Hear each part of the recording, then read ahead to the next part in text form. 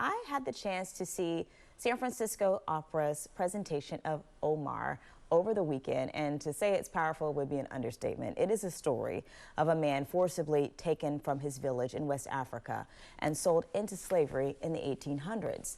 I talked with the star, James McCorkle, and you'll see how emotional this role is to him.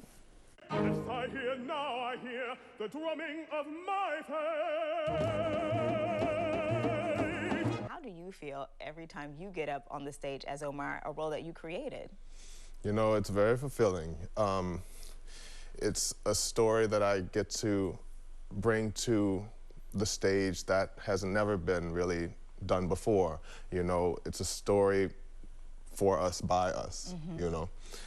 So in that sense, it's very rewarding to share. Yeah.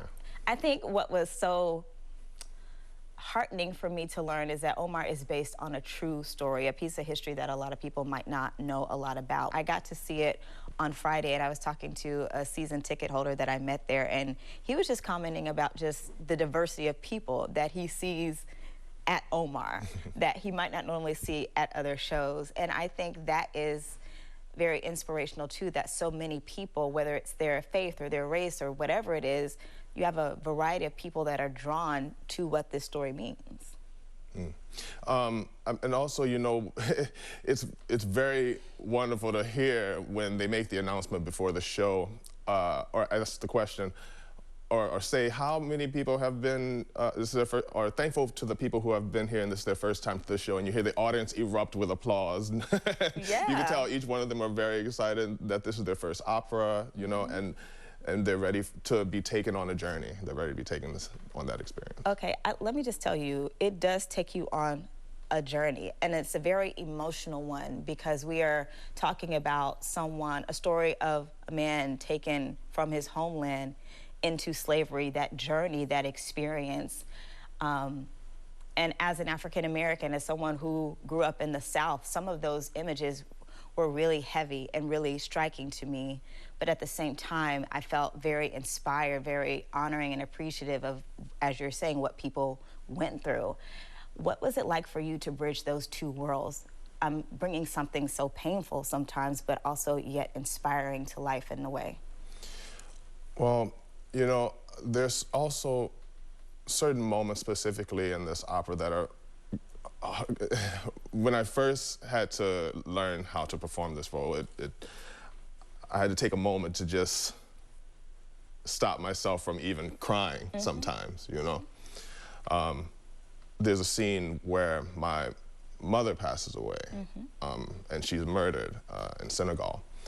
And I just think back to when my mother passed away, and this opera just brings back so many memories and emotions that I don't want to say, it's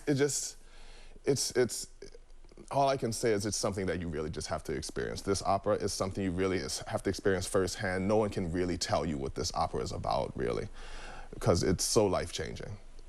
It really is, and I can imagine I felt changed walking out.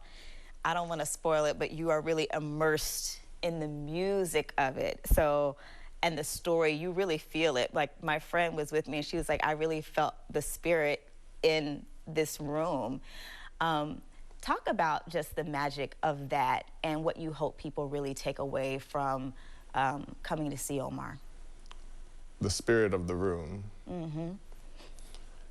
You know, everybody, even the chorus members, when we're all in the rehearsal process, and no matter where I do this show, whether it was in Boston or Los Angeles or here in San Francisco, the air in the room, when you get all of us together, the spirituality of it all, it's just uplifting, sad, but all the emotions wrapped up together in one, and we're all just there to help each other heal through whatever process that we may be going through.